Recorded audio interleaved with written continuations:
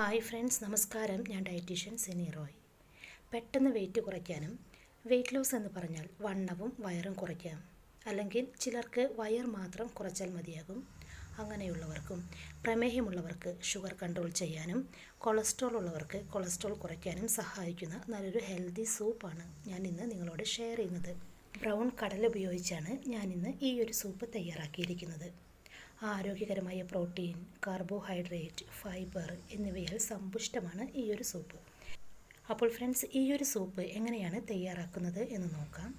ഈ ഒരു സൂപ്പ് തയ്യാറാക്കാനായി ഞാനിവിടെ എടുത്തിരിക്കുന്നത് ബ്രൗൺ കടലയാണ്. 3 ടേബിൾ സ്പൂൺ കടല ഒരു ബൗളിലേക്ക് ഇട്ട് കൊടുക്കുക. ഈ കടല 1-2 പ്രാവശ്യം കഴുകിയെടുത്തതിന് ശേഷം ഇതിലേക്ക് കുറച്ച് വെള്ളമൊഴിച്ച് രാത്രി മുഴുവൻ സോക്ക് ചെയ്യാൻ വയ്ക്കുക.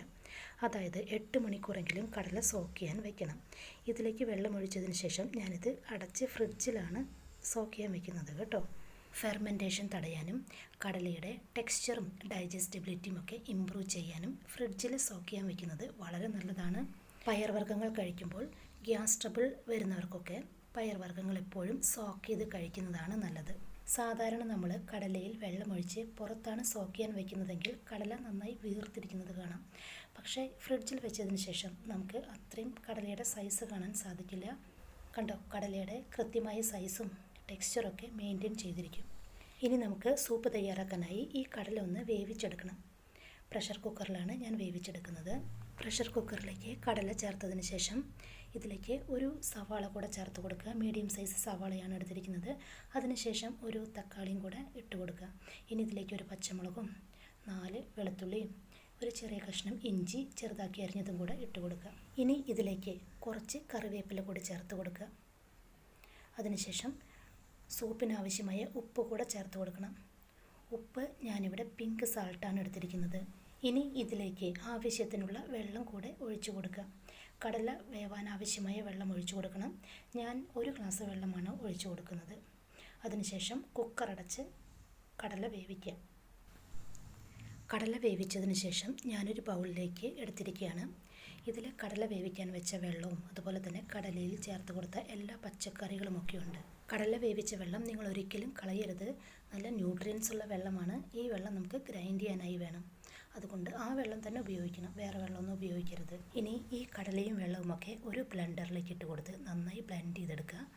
ബ്ലെൻഡ് ചെയ്തെടുക്കുമ്പോൾ ഒരു കാര്യം ശ്രദ്ധിക്കണം, നിങ്ങൾ എക്സ്ട്രാ വെള്ളം ഇതിലേക്ക് ചേർക്കരുത്. വെള്ളത്തിൻ്റെ അളവ് നിങ്ങൾ കടല വേവിക്കാൻ വയ്ക്കുമ്പോൾ അഡ്ജസ്റ്റ് ചെയ്യണം. അതായത് വെള്ളം കൂടുതൽ നിങ്ങൾക്ക് വേണമെങ്കിൽ ആ സമയത്ത് വെള്ളം നന്നായി ഒഴിച്ച് നിങ്ങൾക്ക് വേവിച്ചെടുക്കാം. അതല്ല നിങ്ങൾക്ക് വെള്ളം കുറവ് മതിയെങ്കിൽ വേവിച്ചെടുക്കുന്ന സമയത്ത് വെള്ളം കുറവ് ഒഴിച്ചാലും മതി. ഇനി ഇത് നന്നായിട്ടൊന്ന് ബ്ലെൻഡ് ചെയ്തെടുക്കുക. ഞാനിവിടെ കടല ബ്ലെൻഡ് ചെയ്ത് കൊണ്ടുവന്നിട്ടുണ്ട്. കണ്ടോ, ഇങ്ങനെയാണ് ഇതിൻ്റെ കൺസിസ്റ്റൻസി ഇരിക്കുന്നത്. ഇനി ഇത് ഒരു ബൗളിലേക്ക് ട്രാൻസ്ഫർ ചെയ്യാം. ഇനി ഈ കടല സൂപ്പ് ഒന്ന് മാറ്റി വയ്ക്കുക. ഇനി ഇതിലേക്ക് സീസൺ ചെയ്തെടുക്കാൻ വേണ്ടി ഒരു പാൻ വെച്ച് ചൂടായതിനു ശേഷം ഇതിലേക്ക് 1 ടീസ്പൂൺ നെയ്യ് ആഡ് ചെയ്ത് കൊടുക്കുക. അതിനുശേഷം ഇതിലേക്ക് ജീരകം 1/4 ടീസ്പൂൺ ഇട്ട് കൊടുക്കുക. അല്പം കായപ്പൊടി കൂടെ ചേർത്ത് കൊടുക്കുക. സ്റ്റവ് ഓഫ് ചെയ്ത് കടല സൂപ്പിലേക്ക് ഇത് ചേർത്ത് കൊടുക്കുക. നന്നായി മിക്സ് ചെയ്തെടുത്ത് കുടിക്കുക. ഹൈ ഫൈബർ ഉള്ളത് കൊണ്ട് ദഹനം നല്ല രീതിയിൽ നടക്കാൻ ഈ സൂപ്പ് സഹായിക്കും. ഇതിലെ ഡയറ്ററി ഫൈബർ തന്നെയാണ് വെയിറ്റ് ലോസിനെ സഹായിക്കുന്നതും.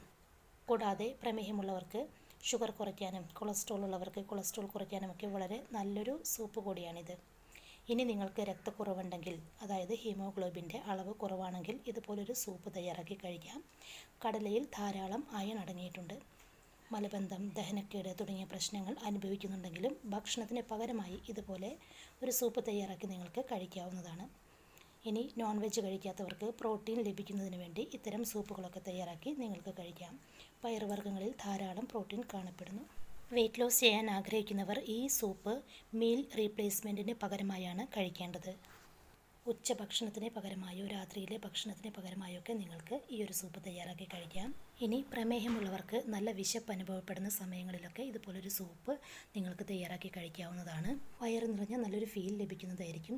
തന്നെയുമല്ല, ഇതിലുള്ള പോഷകങ്ങൾ എല്ലുകളുടെ ആരോഗ്യത്തിനൊക്കെ വളരെ നല്ലതാണ്. അപ്പോൾ ഫ്രണ്ട്സ്, ഇതുപോലൊരു സൂപ്പ് നിങ്ങൾ തയ്യാറാക്കി കഴിച്ചതിന് ശേഷം നിങ്ങളുടെ അഭിപ്രായങ്ങളും നിർദ്ദേശങ്ങളും കമൻറ്റായി രേഖപ്പെടുത്തുക. ഈ സൂപ്പ് വണ്ണവും വയറും മാത്രം കുറയ്ക്കാൻ സഹായിക്കുന്നത് കൂടെ ഷുഗർ ഉള്ളവർക്ക് ഷുഗർ കുറയ്ക്കാനും അതുപോലെ തന്നെ കൊളസ്ട്രോൾ കുറയ്ക്കാനുമൊക്കെ സഹായിക്കുന്ന സൂപ്പ് കൂടിയാണ്. നല്ല ടേസ്റ്റിയായ സൂപ്പാണ്. ട്രൈ ചെയ്യുക. ചാനൽ ഇതുവരെ സബ്സ്ക്രൈബ് ചെയ്യാത്തവർ സബ്സ്ക്രൈബ് ചെയ്യണേ. വീഡിയോ കണ്ടതിന് ശേഷം ലൈക്ക് ചെയ്യാൻ മറക്കല്ലേ. ഈ ഒരു ഇൻഫോർമേഷനും റെസിപ്പിയുമെല്ലാം നിങ്ങളുടെ പ്രിയപ്പെട്ടവർക്ക് ഷെയർ ചെയ്ത് കൊടുക്കുക. Thank you.